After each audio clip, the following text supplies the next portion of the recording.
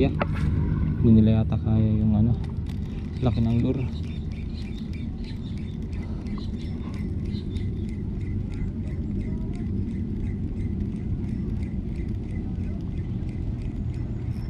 Ayun na, fish on na. Bugaong. Ay, nahulog.